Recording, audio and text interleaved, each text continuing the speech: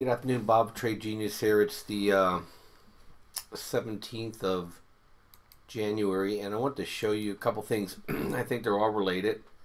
Is Bitcoin, oil, natural gas, gold, the yen, China, etc. So we had another great day trading natural gas futures. Excuse me, still fighting this cold, almost a month now. And so I took it long. We got the black sell signal here on the day trading money machine, and actually I took it short. You know, we're a week from rolling over the contract into the March contract, and that contract's trading at 302 right now. So they'll try to harmonize this. So they'll probably wait for the report out tomorrow. I'm still bullish natural gas, but this is a really nice run. So let it play itself out, come back down, and they'll have another run again in February, I believe. Storage is going to remain weak, and we're gonna be blasting through. Now, having said that, I'll take my contract off into the report because you just never know, and it could just blow up from there. But my plan right now is to see if I can catch a down move overnight. And then if the report is not overly bullish, then I think they're going to sell it back down. We'll probably get back down to this 3 to 305 area. Now flipping over to oil, which I think is very important, is and I'll go out on the hourly on this one too. I went ahead, even though it's still on a buy signal here for oil. I went ahead and I put some UCO puts on. And I had some in my one account, and I put some in my day trading account too, because tomorrow or overnight the Chinese will start trading oil with their yuan contract, and they're consumers of oil, so I'm sure they're going to try to push the price of oil down, and I think this is going to put some pressure on prices, and plus the yen is starting to get sold off, and that's going to put pressure on commodities in general. You're already starting to see it a little bit here with silver.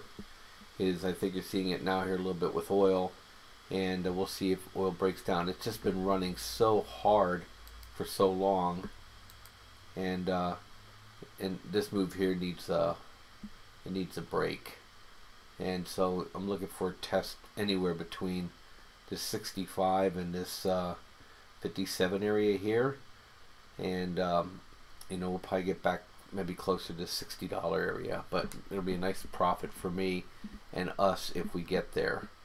Now flipping over to the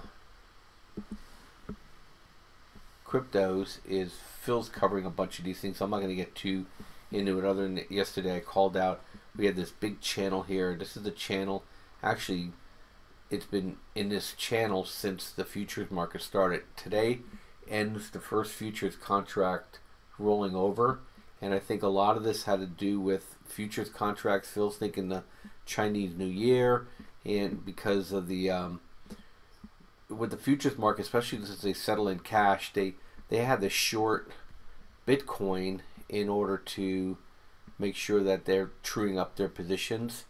And when people start shorting, then people start shorting to protect their position. So, and I think that's what drew everything else down, because people were shorting weaker coins with Bitcoin. And you can just see it here when you look at Litecoin to Bitcoin. Here's a good way to protect yourself too. So this is a sell-off all the way down here till this morning, and then the Litecoin to Bitcoin ratio changed, meaning that I think the pressure is off right now, and that the shorting is over. So I always use this as kind of as a guide for me, and I trade this one quite a bit too, to short it, and we got to buy on the Bitcoin to Ripple ratio too. So I think the selling is over for the moment, and I think we have a chance for a tradable bounce, if not the next move higher. Don't know the future. I take it one trade at a time. And then I added to Litecoin this morning, down here at 146. I got my position purchased, and again, same reason. This fell out of the channel, it's come right back into the channel. I got an official buy, at least on my signal here, and so I'm looking for a run up to the $200 area. And then the other big one that I own is I own the Enigma versus Bitcoin, and nice move here too. Expecting a buy signal at any point, but I'm expecting Enigma to move higher. I love things that have good use cases or a competence that it's going to be used. And the way I describe cryptocurrencies to people is that a lot of these coins, you don't own any of the underlying assets. You own the coin. It's like being a season ticket holder to a stadium, to a concert, to some sort of sporting event, and you better make sure you own something that people will want to use your coin to gain access to whatever it is that they're trying to gain access to, so your coin is more valuable. Like, would you rather own a Cleveland Browns season ticket, or would you rather own a New England Patriots or a Philadelphia or Eagles or Steelers ticket? That's how you have to kind of think of these things. And a lot of these coins that don't have that demand are going to go away, because it's not like you own something that you could sell and get the asset. There is no asset for you. You don't own it. The community owns it. The nonprofit owns it, or if it's a for-profit, they own it. You just have a coin in which people will want to gain demand on. That's not all the coins. Some coins like Neo will pay you. Populous will pay you. So you just have to know what you're buying. But at any rate, I think a bounce is coming. This is one of my favorite. One that wasn't at all, and I tweeted out this morning, and I put it out on Stock Twits too, is SIA Coin has been, it bucked it yesterday, and look at this move. So whenever something goes against the tide, you should pay attention to it. And SIA was the first to move overnight, and so I had a really nice move already. I mean, you're talking a move from, let's call it 20, let's call it 30 cents, keep the math simple, 30 to 45. That's a really nice move to kind of start the turn with.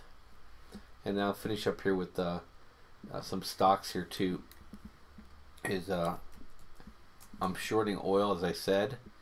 Got a buy signal at SCO, so I bought UCO puts at the 26s for next Friday. I'm expecting whatever move's going to happen will happen fairly sharp and fairly quickly. I can always roll it out if I want to. And then I think we had a double top on SPY today, and so that's something to keep an eye on. And I know a lot of people are talking about the 10-year moving higher, and that should put pressure on stocks. We'll see. I haven't seen it work yet, but I guess it was the first time here. The central banking buying of our stock market has been relentless and inexplicable. But with China changing the way they're doing some things, maybe it's going to change some things. And then the last thing I want to show you is the yen. The yen's selling off pretty hard right now.